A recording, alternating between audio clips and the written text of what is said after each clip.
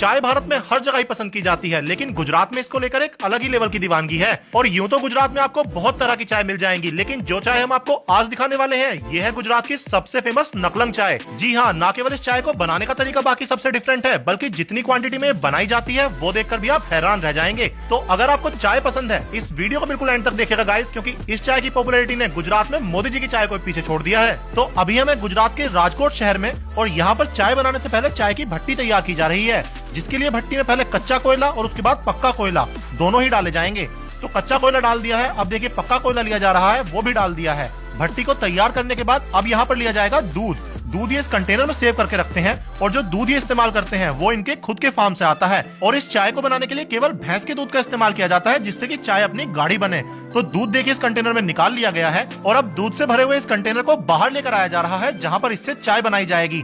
तो ये पूरा का पूरा कंटेनर लिया है और इसे खाली किया जा रहा है इस बड़े से भगोने के अंदर। लगभग 25 किलो दूध इस कंटेनर में आता है, वो सारा का सारा भगोने में उलट दिया गया है, और उसके बाद भगोने को स्लाइड करके ले आए हैं भट्टी के ऊपर, जहाँ पर इस दूध को पहले पकाया जाएगा। और पकाने का मतलब ये नहीं कि बस एक बार उबाल आया और उतार दिया, यहाँ पर तो इसको लगभग 15 मिनट तक बहुत तेज आंच पर पकाया जाएगा, जिससे कि दूध के अंदर जो पानी है वो भाप बन के उड़ जाए और दूध अपना और गाढ़ा हो जाए। लगभग 15 मिनट तक पकाने के बाद भगोने को पीछे की तरफ स्लाइड कर लिया गया है, और ये जो अपना गाढ़ा किया गया है दूध, इसको बाहर निकाला जा रहा है उसी कंटेनर के अंदर।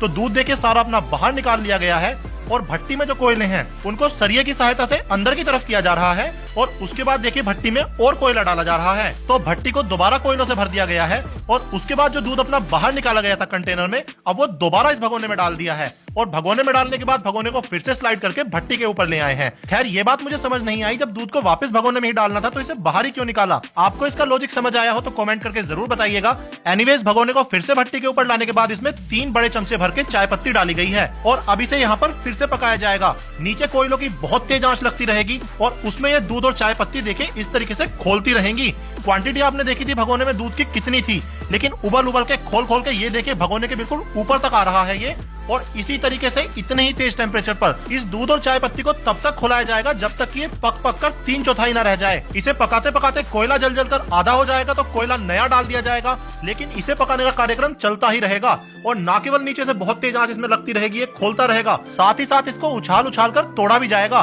तो आप देख सकते हैं बहुत बड़ा ये चमचा है जिसमें लेकर इसको लगातार उछाल रहे हैं, और कितना ऊंचा ऊंचा उछाल कर तोड़ रहे हैं ये भी आप देखिए। तो ऊंचा ऊंचा उछाल कर इसको तोड़ते रहेंगे, बहुत तेज आंच पर इसको खोलाते रहेंगे, और ये प्रोसेस चलता रहेगा जब तक कि ये घटकर 3/4 ना रह जाए।